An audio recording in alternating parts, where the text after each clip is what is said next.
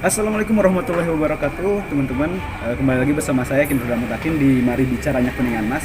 Malam ini spesial banget nih karena di samping saya udah ada perempuan tentunya ya, seorang penulis, pendongeng, ya bener ya, PO juga, namanya Teh Andin. Benar nggak Teh? Nah, kurang lebih seperti itu. Kalau siang Andin, kalau malam jadi Udin. Oh gitu. Emang beda-beda ini kadang-kadang. Nah, Teh Andin bisa ceritain dulu lah, mungkin perkenalan gitu.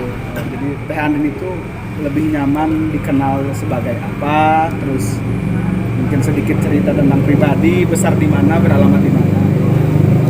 Kalau saya sih sebenarnya maksudnya dalam lebih nyaman gimana sebagai apa? Kalau lebih nyaman sebagai ibu rumah tangga daripada wanita karir. Kalau saya, karena ibu rumah tangga itu pekerjaan yang paling tinggi dan yang paling mulia derajatnya di antara yang lainnya. Oh, udah ibu rumah tangga ya? Ibu rumah tangga. Padahal mereka tuh ngiranya gadis mas. Harusnya jangan bilang soal itu malah ya. Kan pekerjaan yang nyaman dan yang diimpikan setiap wanita itu adalah menjadi ibu rumah tangga. Tapi di karir berarti Sebagai saat ini sebagai jurnalis, terus untuk freelance-nya itu voice over sama ya MC, storyteller gitu biasa sedikit-sedikit. Itu juga kalau laku ya, kalau nggak laku ya gimana? Kalau nggak laku ya dia. Kalau Tian ini berarti asli orang mana? Sorry. Orang Kuningan, saya Pasapen, gede lahir di Jakarta, gede di Bekasi, terus remaja di Kuningan, dewasa di luar kota. Oh jadi lahir di Jakarta? Lahir di Jakarta. Oh, lahir di Jakarta tapi dibuang ke sini sebelum? Lahir. Oh, kan. Jadi pas begitu SD ya? Tahun 98 itu orang tua pindah ke Kuningan. Sekolah di sini SMP, SMA, setelah keluar SMA masih kerja di sini 2 tahun, terus selebihnya mengembara di daerah lain sampai balik lagi ke sini setelah menikah lagi. Berarti Mas baru masuk ke Kuningan tuh tahun berapa sekarang yang terbaru? 2017-an. Oh 2017-an ya, langsung ke jurnalis? Enggak, masih tetap di dunia radio. Di dunia radio, dulu di dunia radio. Dan baru ke masuk jurnalis tahun? Nah untuk di jurnalis sebenarnya kan udah nih, cuman dulu 2004 pernah nyobain jadi jurnalis di lapangan di reporter radio. Tapi pas kesini-sini lebih ke dapurnya radio, jadi lebih ke yang bacain berita, voice over, announcer, terus sama yang produser program. Nah terbaru nih, walaupun aktif di media gitu, di jurnalis ya, terbaru ini malah dapat penghargaannya di pendongeng. Itu gimana ceritanya Be? Storyteller. Jadi kemarin tuh kan pas pengumumannya sekitar tanggal 25 Oktober berarti bulan lalu ya? Itu tuh awalnya iseng-iseng, ada temen di kampung dongeng tuh Andin ikutan untuk bikin lomba video, kompetisi video dongeng budaya Nusantara.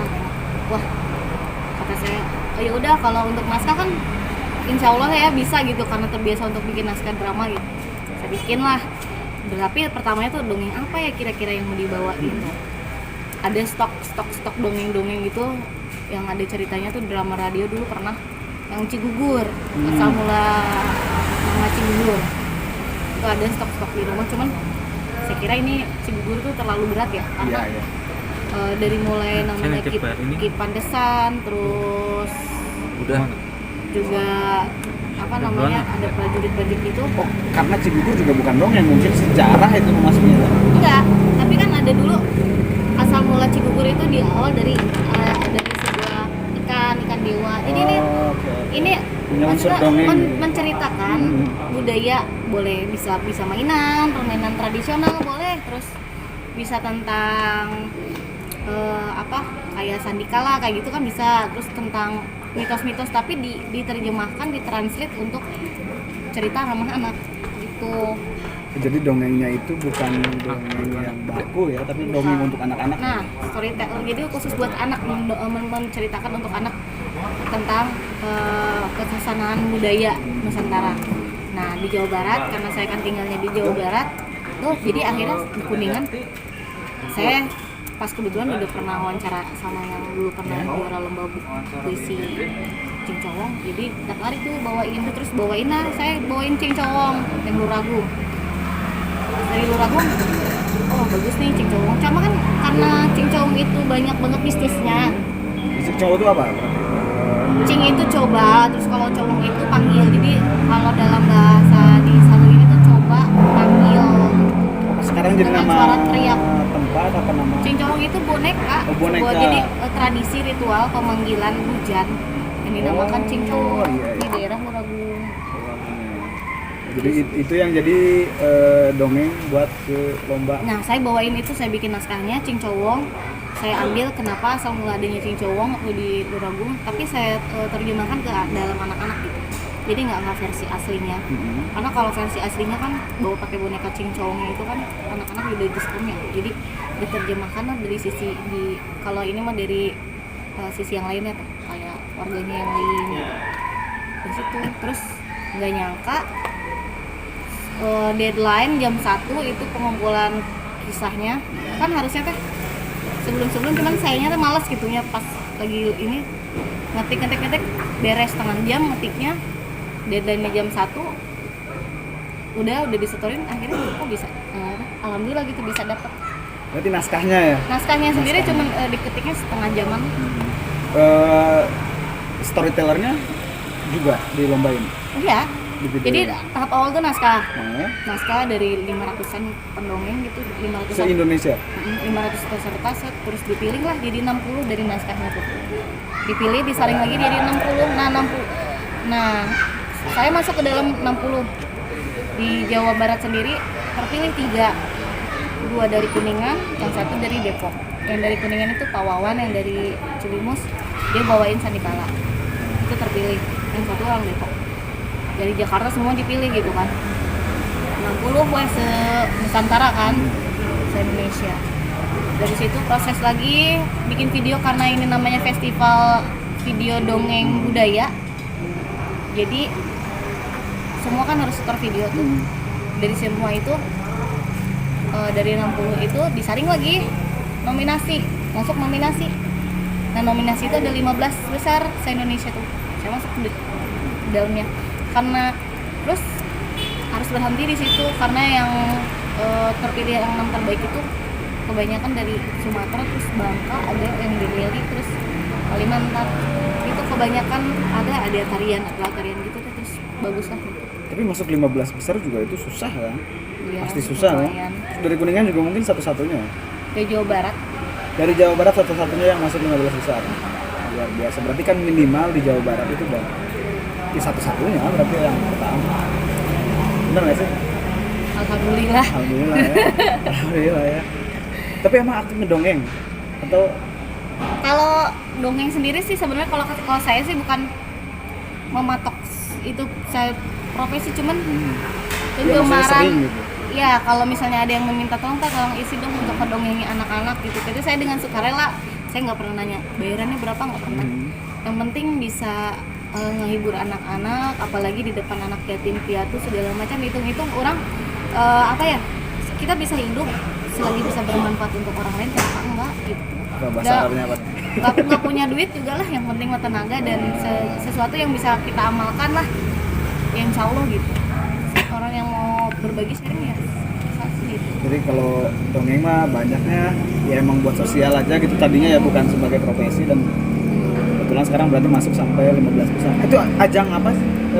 Nama ininya? Festival video dongeng, festival kampung dongeng, video kampung dongeng. Itu acaranya dari Kemendikbud. Berarti yang seleksi dan itu juga dari nasional langsung ya?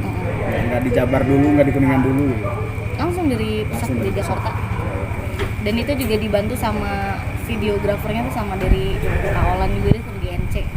Karena saya kan nggak bisa ngedit secara bagus segala macam, terus alhamdulillah yang ada yang pengen ngasih sumbang, bantuin gitu, alhamdulillah. Punya pengalaman apa sih soal dongeng gitu? Dongeng mah biasa aja ya, cuman dulunya tuh atau pengalaman yang memorable apa gitu? Pengalaman yang paling unik gitu kenapa, maksudnya? Ya kenapa bisa suka dongeng atau sebenarnya itu mah mudah mengalir ya. Dari awal misalnya voice over bikin apa dari mulai jadi bikin di radio kan bikin iklan-iklan juga. Jadi kita tuh jadi terbiasa bikin beberapa suara. Jadi karena udah biasa di belakang layar bikin suaranya macam-macam, kayak nggak ada talent lagi ya. Kalau di radio kan orangnya dikit, ya udah jadi saya sendiri misalnya bikin naskah kepepet ya udah bikin naskah iklan, sponsornya udah minta ya udah. Jadi sekarang juga aku bawa ke dongeng gitu ya, gampang lah ya gitu, agak nyadurnya tuh agak gampang gitu. Yang paling sulit sih pas kalau dongeng itu anak-anaknya udah agak gede ya, SMP gitu, dan itu harus punya skill apa, selain dongeng juga harus punya public speaking lainnya, kayak kita ngajak anak-anak tuh biar lebih SMP kan udah lebih ini ya, jadi atau SD lah kelas tengah, jadi ice breaking segala macam tuh yang lebih ke anak-anaknya itu harus bisa dikuasain juga. Gitu Ki. Tadi lanjut ya, tadi kan dongeng kan berarti sebenarnya hal baru ya, lamanya di VO. VO tuh, voice over. Nah, dunia VO tuh gimana sih sebenarnya? Voice over ya. Sebenarnya dunia PO tuh gimana sih? Kebetulan kan kalau di Kuningan sebenarnya agak jarang ya. Karena radio di kita terbatas, terus ya ibaratnya platformnya sedikit. Nah sebenarnya dunia PO itu apa sih? Sebenarnya baru sekarang ya voice over, sebenarnya udah dari dulu sih kalau orang-orang radio kenal. Jadi kita tuh voice talent gitu, talent suara. Jadi kalau misalnya ada iklan, ada apa, dan itu tuh kita terbiasa untuk mengisi sesuai dengan misalnya nih ada gelas ini misalnya, atau gelas Agra sponsor gitu ya. Ini nih contohnya Agra lah gimana? Harus bisa menguasai beberapa gitu, kayak misalnya ini nih. Itu nggak sponsor, ini aja. Dan pertama kali tuh dulu waktu dapat uang dari bikin voice over tuh waktu di radio di Kuningan, waktu pertama di Kuningan buat bikin spot iklan. Dulu tuh waktu baru keluar SMA, sekitar ya alhamdulillah gitu, tarif yang dibayar waktu itu tuh sekitar 50 ribuan dulu itu ya? Tahun 2004. Oh 2004. Oh lulus tahun 2004? Tahuan deh. Iya. Panggilan. Pengen dicontohin dong, inilah contohnya air putih. Promosiin air putih. Jadi gini nih, ya, jadi perlu diketahui kita ada beberapa teknik nih, kayak kan ada skripnya tuh Ki. Nah, kalau misalnya ada teman-teman yang pengen belajar baru banget belajar baca, dulu waktu yang pengalaman yang susah banget itu ketika kita intonasi. Jadi intonasi dan suara apa yang diinginkan dengan si pihak pemesan atau sponsornya. Kita yang improvisasi atau mereka yang punya gambaran besar terus pengen kan ada skrip tuh, produk misalnya. Mbak, kalau nadanya. Misalnya pengen kayak daerah nih. Mananya misalnya Caiheran misalnya. Kuningan Mas slogannya apa? Ini market politik. Terus apa lagi? Meaning market politik. Apalagi Kuningan Mas. Apal Kuningan. Jadi gini, misalnya Kuningan dengan nada datar nih, Kuningan Mas dengan nada datar. Tulis Kuningan Mas market politik. Apalagi mana itu Kuningan Mas gitu. Itu kan berarti bahasa Sunda ya. Nada datarnya misalnya. Itu kan ada bikin skrip itu ya. Kuningan Mas. Ini market politik. Apalagi mana? Di Kuningan Mas. Jadi kayak kita acting tapi dengan suara itu gaya biasa. Misalnya ada suara yang kedua kayak agak sedikit speed. Kuningan Mas, market politik. Apa gimana? Apa di Kuningan Mas? Nah, kayak beda-beda gitu. Oke. Tapi emang kedua pakai ekspresi gitu ya? Nyambe asup wae gitu. Jadi di Kuningan market PO, dunia PO. Kalau Kuningan kan biasanya memang di ini kan karena radio juga masih ada beberapa yang komersil ya. Iya. Pasti kalau orang-orang radio udah terbiasa kayak gitu, kayak bikin edit segala macam. Cuman kalau sekarang VO, kalau saya sendiri karena saya udah nggak di radio di Kuningan ya, jadi kebanyakan itu nerima jobnya emang dari luar, karena sekarang kan udah teknologinya teknologinya juga udah canggih. Jadi ketika teman ada yang tolong bikinin ini, silakan gitu. Udah, dan ya alhamdulillah juga punya kemampuan bisa ngedit spot-spot sendiri gitu. Jadi itu bikin iklan sendiri ya gitu kan. Tapi ini satu hal nih soal karir. Tadi kan banyak nih lumayan nih pendongeng iya. Dongeng mah iya. jangan dikatain karir lah, maksudnya itu passion aja Passion, gitu, hobi. oke. Dongeng iya, PO iya, MC iya, terus jurnalis juga masih kan? masih lagi butuh WA semua. Ya, masih. Sebenarnya lebih nyaman di apa ya, dipanggil apa gitu tadi kan, balik lagi ke soal karir gitu. Ini lebih seorang Andin itu lebih nyaman dipanggil sebagai jurnalis kah, sebagai Broadcaster sih. broadcaster. Saya lebih merindukan menjadi seorang anak radio sih sebenarnya, broadcaster, presenter dan di dunia seperti itu daripada jadi jurnalis ya. Lebih seperti itu sih. Jadi merindukan saat-saat di radio dulu. Jadi kalau pesan-pesan ke orang radio gimana? Nah, sekarang Barangkali ini saya nih. karena memang kalau radio itu kan memang nggak bisa dijadikan pijakan ya. Banyak dulu pernah ada yang sambil nyeleneh gitu, adalah seorang yang memang baru udah misalnya katakanlah dia udah laku di mana-mana jadi seorang MC gitu kan. Iya. Sambil pernah sambil gini, kamu masih di radio? Masih.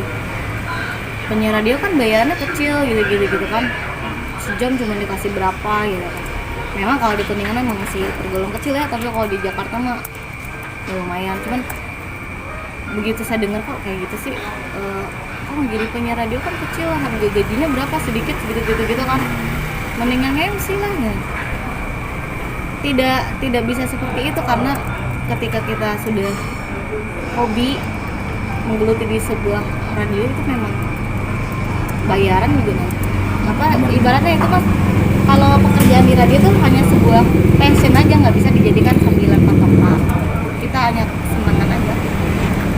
Itu jadi lolobana mah orang radionya nyari sambilanannya jadi MC gitu. Banyak karena itu ya rata-ratanya. Karena emang bergerak di bidang suara semua ya. Teh minta dicontohin apa ya? Kalau lagi bawain acara di radio atau gimana? Kalau lagi nyaksi MC atau apa? tergantung nih format acaranya. Misalnya format acaranya yang santai gitu. Bisa kalau format acara santai sih bari-bari gitu ya. Tapi kalau misalnya yang biasa opening biasa nih. Aina. Ya, sekarang namanya tahun baru.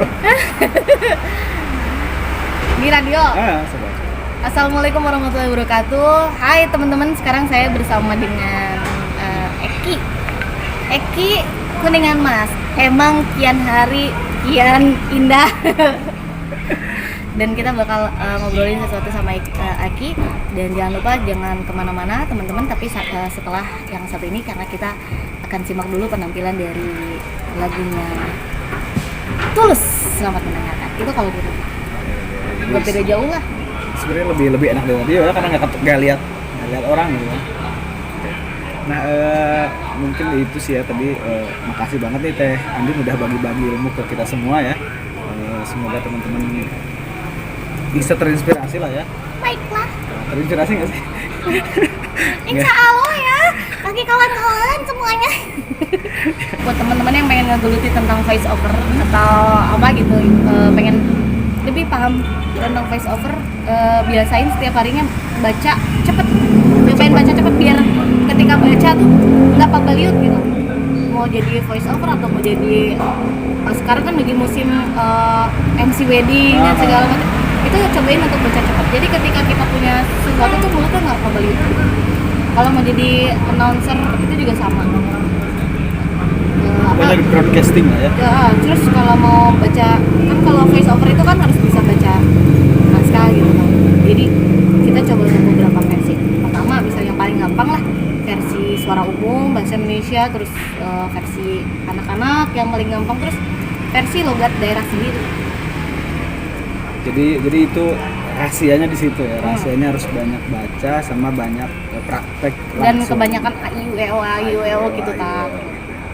Nah, pertemuan kita kali ini kita cukupkan sekian. Makasih banget ya Andin ya udah bagi-bagi ilmunya. Kita kembali lagi di Mari Bicara selanjutnya. Bye bye.